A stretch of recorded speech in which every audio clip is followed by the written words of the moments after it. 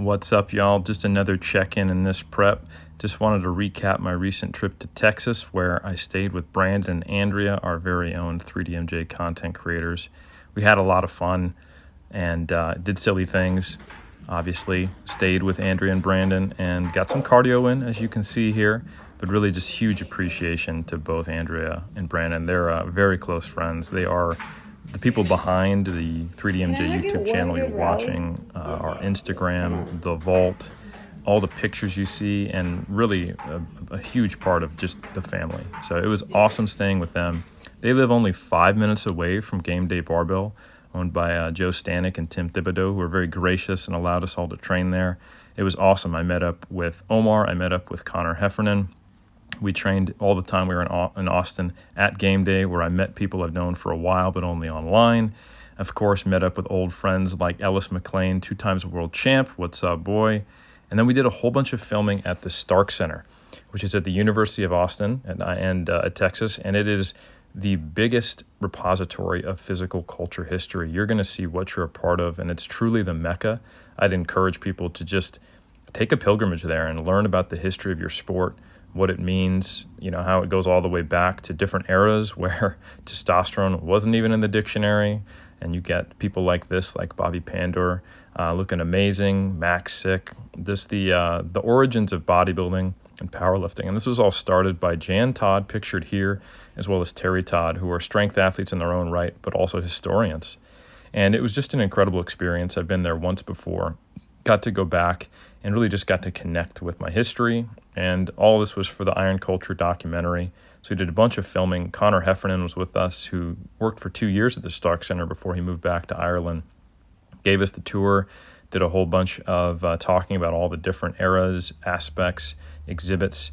We also got to interview Kim Beckwith, who's the assistant director of the Stark Center. She did her PhD in physical culture history under Jan Todd. Just a great group of people, and it's an incredible repository, so I can't encourage people enough to go there.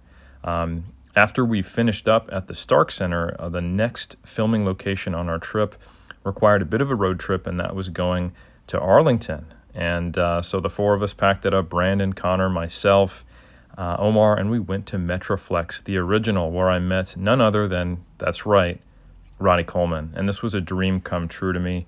Ronnie is someone who was the reigning Mr. Rowe when I started lifting. So he was just kind of like part of what bodybuilding was. It was super surreal to meet him, and we're really thankful for his time.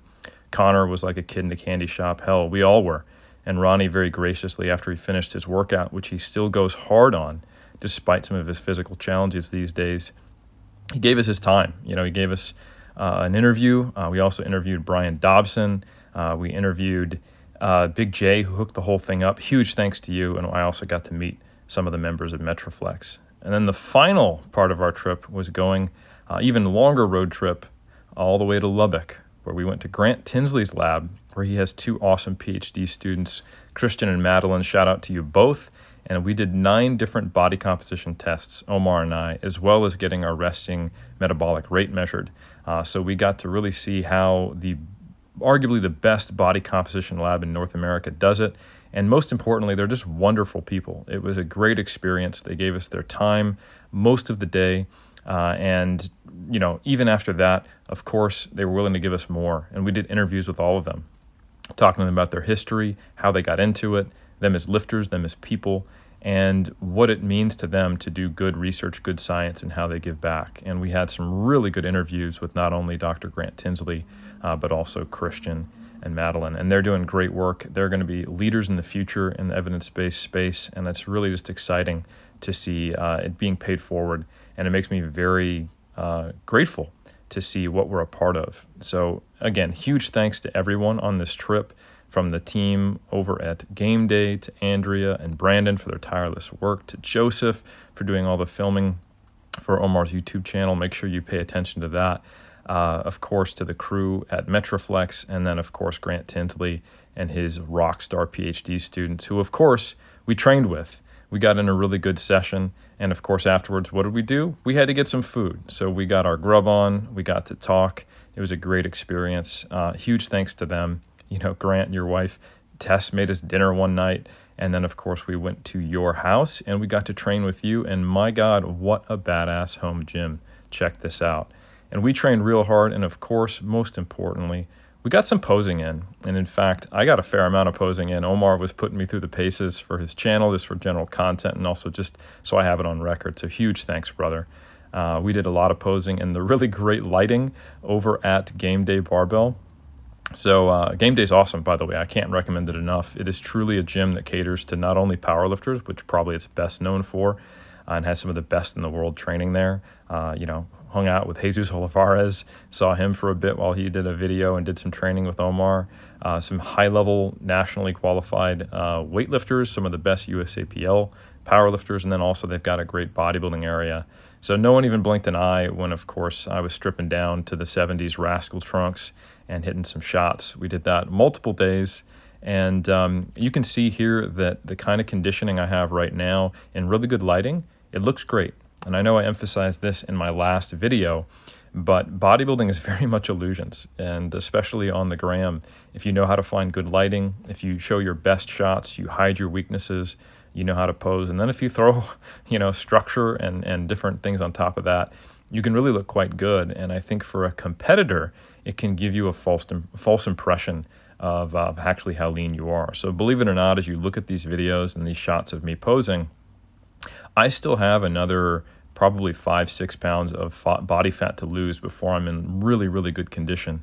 And at that point, we'll start bringing our carbs up. So as I record this and as I put it out there, I am 8 weeks out from my first show, 9 weeks out from my second show, 10 weeks out from my third show, 12 weeks out from my fourth show, and 15 weeks out from WNBF Worlds.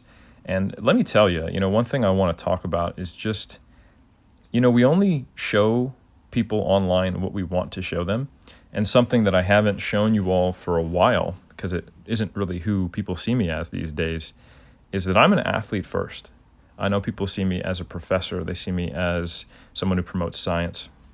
I used to be seen as a coach. I still coach, of course, just not as much as I used to.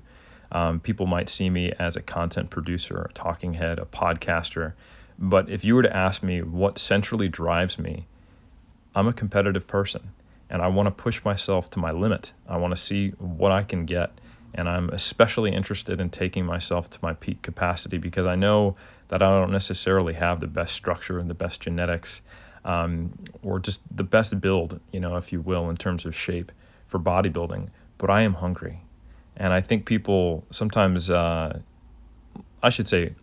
sometimes don't really express that. But at my heart of hearts, man, I am down to scrap. And I am really excited this season to bring something that I have never brought to the stage before, to get peeled and to try to put together a package with Berto, who's in my corner, that is something I can be really proud of and see where the chips fall. I'm doing so many shows in such a close proximity because I want to give myself a really good opportunity to win, to be honest. And, at 3D Muscle Journey, of course we emphasize the journey. Of course I have a solid base and good reasons for doing what I'm doing, and a love and appreciation and respect for my community, the history of the sport. But ultimately, I want to get in there and I want to scrap, and the cherry on top would be that WNBF Pro card, and I'm really excited to go for it. So anyway, after this fantastic trip, I got home, and very shortly afterwards, I had the great experience of watching now Dr. Ivan Jukic cross the stage. He was one of my very first PhD students to come out here, so big shout out to him. So I kind of hit the ground running. And then today, literally right before recording this, I checked in with Berto. And I just want to show and highlight that as I go through my posing here in straight on natural light, you can see that the amount of graininess that I appeared to have in that really good lighting and, post-workout being pumped up, finding the best lighting, having a cameraman help me versus this static video where I'm just going through my poses, you can see that I just don't pop as much. And that is a really important thing because when I'm having Berto assess my physique, when I'm assessing my physique, I try to keep it in the exact same lighting, and I want to be as honest as possible. A lot of people have fragile egos in the sport of bodybuilding. Hell, a lot of people have fragile egos in general.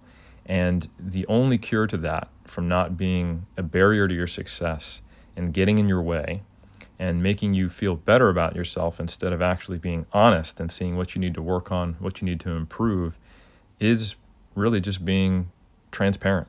And that's why I put not only the good shots, but also the most honest shots. Because I know when I look ready in this lighting, when I look shredded, I can be pretty sure that I'm going to be at my best. So like I said, we've got 8 weeks before the first show, and then I've got more coming.